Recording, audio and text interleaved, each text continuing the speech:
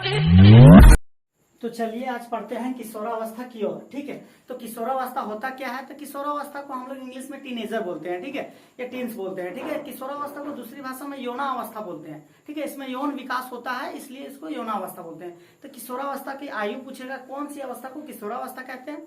ठीक है, तो 11 से 19 वर्ष। ठीक है, 11 से 19 वर्ष की आयु को हम लोग किशोरावस्था कहते हैं। इस अवस्था में हमारे शरीर में अनेक तरह के परिवर्तन होते हैं, बहुत सारा के चेंजेस होते हैं। ठीक है, उसके बारे में हम लोग आज पढ़ना है। ठीक है, जिस समय शरीर में अनेक परिवर्तन होते हैं, जनन परिपक्वता आती है। जनन परिपक्वता मतलब कि जो बच्चा पैदा करने का जो क्षमता होता है उसे हम लोग जनन कहते हैं। ठीक है, इसमें मतलब परिपक्वता आती है, मतलब इसमें आगे इंक्रीजमेंट होता है। ठीक है, ठीक है, यह लगभग 10 या 11 वर्ष से शुरू हो जाता है और 18 से 19 वर्ष तक रहता है। ठीक है, इस अवस्था को यौनावस्था भी कहते हैं। इस अवधि को अंग्रेजी में टीनेजर भी कहा जाता है। ठीक है, तो किशोरावस्था हम लोग समझ गए, किशोरावस्था को टीनेजर या यौनावस्था कहते हैं। यह 11 से 19 वर्ष तक रहता है। इसमें जन्म परिपक्वता आती है, बहुत सारा चेंजेस आते हैं। ठीक है, अब देखिए 0 से 5 वर्ष का जो बच्चा रहता है उसको कौन रहता है? तो शिशुअवस्था। ठीक है, अब 6 से 10 वर्ष का जो बच्चा रहता है उसे बाल अवस्था कहते हैं। ठीक है, 11 से जो 19 वर्ष का रहता है उसे किशोरावस्था कहते हैं, जिसको हमने आज पढ़ा। ठीक है, जो पढ़ रहे हैं। ठीक है, अब देखिए 11 से 19 वर्ष को किशोरावस्था, लेकिन उसके बाद ठीक है 19 वर्ष से जो प्लस रहता है उसको युवावस्था। ठीक है, और उससे जो थोड़ा सा प्लस रहता है प्रौढ़ावस्था। ठीक है, और उससे जो प्लस यौनावस्था या किशोरावस्था में बहुत सारा अनेक परिवर्तन होता है, तो उसके बारे में पढ़ना है।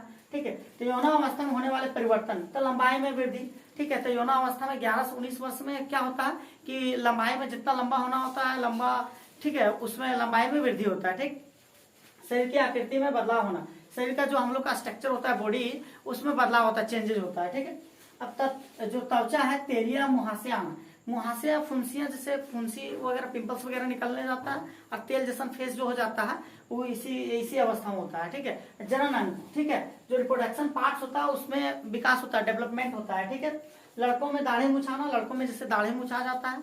ठीक है, लड़कियों में स्तनों का विकास होना। ठीक है, अब स्वर यंत्र या वॉइस बॉक्स या एडम एप्पल या कंठध्वनि भी इसको बोलते हैं। ठीक है, सब एक ही चीज का नाम है। ठीक है, अलग अलग प्रकार से इनको मतलब इसको बोला जाता है। स्वर यंत्र को वॉइस बॉक्स इंग्लिश में बोलते हैं, एडम एप्पल या कंठध्वनि। इसमें एक हार्मोन निकलता है, लेरिकन्स हार्मोन, वो लड़कों में ज्यादा निकलता है। ठीक है, जिसके कारण मतलब लड़कों का जो ये है उभरा हुआ भाग, ये वाला इसको कंठध्वनि बोलते हैं, ये ज्यादा निकलता है लड़कियों की अपेक्षा, मतलब लड़कियों में कम निकलता है। और सबसे अच्छा जिसमें ज्यादा निकलता है वही, मतलब जिसमें ज्यादा निकलता है उसी का आवाज थोड़ा सा मोटा या फटा हुआ जैसे निकलता है। जैसे लड़कियों का आवाज सुरीली होता है, लड़कों का आवाज हम लोग का थोड़ा सा फटल जैसा रहता है। सबसे सुरीली आवाज अगर पूछा जाए तो छोटी बच्ची का होता है। ठीक है, अब आगे देखिए, लड़कों के वृषण में, लड़कों का जो वृषण होता है उसमें टेस्टोस्टेरोन हार्मोन होता है। लड़कों में जो वृषण होता है उसमें टेस्टोस्टेरोन हार्मोन, जिसके कारण शुक्राणु बनता है। ठीक है, लड़कियों में जो लड़कियों के अंडाशय में एस्ट्रोजन हार्मोन के कारण अंडाणु बनता है। ठीक है, इसी के कारण ये जैसे यही जो इसी के कारण होता है, कोई नया पीढ़ी जन्म लेने की प्रक्रिया इसी के कारण मतलब संभव हो पाता है। ठीक है, अब आगे देखिए गौण लैंगिक लक्षण, अगर पूछ दे कि गौण लैंगिक लक्षण क्या होता है। ठीक है, तो गौण लैंगिक लक्षण, इस लक्षण से लड़कों और लड़कियों में अंतर बता सकते हैं। इसमें पहचान सकते हैं कि कौन लड़का है, कौन लड़की। मुचाना, लड़कियों में स्तनों का विकास होना, जिसके कारण हम लोग लड़का लड़की में पहचान कर सकते हैं कि कौन लड़का है कौन लड़की है। ठीक है, तो देखिए ऋतुस्राव, ठीक है, जिसको महावरी या मेंस्ट्रुएशन साइकिल बोलते हैं। ठीक है, हम लोग अपना भाषा में इसको पीरियड्स बोलते हैं। ठीक है, यह लड़कियों में होता है। ठीक है, किशोरावस्था की उम्र में होना स्टार्ट हो जाता है। यह 12 से 14 वर्ष की लड़कियों में होता है। ठीक है, इसमें होता है क्या, जो लड़कियों में एस्ट्रोजन हार्मोन रहता है उससे अंडाणु जो बनता है वो शुक्राणु, जो नर का जो शुक्राणु होता है, स्पर्म होता है, उसका इंतजार करता है। ठीक है, और जब वह नहीं मिल पाता है, निषेचन नहीं हो पाता है, फर्टिलाइजेशन नहीं हो पाता है, तो वह रुधिर के रूप में, खून के रूप में बाहर आ जाती है। ठीक है, यह 28 से 30 दिन के अंतराल में होता है। इसे हम लोग मासिक चक्र बोलते हैं। इसी के बारे में पढ़ना है। फिर लिंग निर्धारण कैसे होता है, कैसे लड़का कैसे लड़की होता है। ठीक है, फिर बहुत सारा हार्मोन हम लोग के शरीर में निकलता है। ठीक है, उससे क्या होता है उसके बारे में हम लोग पढ़ेंगे। ठीक है, तो चलिए पढ़ते हैं। जब अंडाणु का निषेचन नहीं हो पाता है तो वह खराब होकर रुधिर या खून के रूप में बाहर आ जाता है। ठीक है, जब अंडाणु में शुक्राणु नहीं मिलता है, निषेचन नहीं हो पाता है, तो वह खून के रूप में बाहर आ जाता है। ठीक है, यह 28 से 30 दिन के अंदर आता है। इसे मासिक चक्र, ठीक है, कहते हैं। फर्स्ट टाइम जब ऋतुस्राव होता है तो उसको रजनोदर्शन या 12 से 14 वर्ष में शुरू हो जाता है। फर्स्ट टाइम ऋतुस्राव को क्या बोलते हैं, रजनोदर्शन बोलते हैं। ठीक है, या 12 से 14 वर्ष में स्टार्ट हो जाता है। अंतिम ऋतुस्राव को रजनोवृत्ति 45 या 50 वर्ष में होता है। अंतिम जो ऋतुस्राव होता है, अंतिम जो पीरियड्स होता है वो कब खत्म होता है, तो 45 से 50 वर्ष में। इसको रजोनिक वृत्ति बोलते हैं, ठीक है। अब मनुष्य में लिंग निर्धारण कैसे होता है तो उसके बारे में पढ़ेंगे। तो ये जो पूंछ वाला हो गया ये शुक्राणु है, ठीक है। जो गोल गोल है वो अंडाणु है, ठीक है। तो जो शुक्राणु और अंडाणु जब मिलता है तो उसको निषेचन होता है, फिर 9 मंथ बाद माँ के पेट में बच्चा निर्माण की प्रक्रिया 9 मंथ लगता है, उसके बाद कोई बच्चा निर्माण होता है, ठीक है।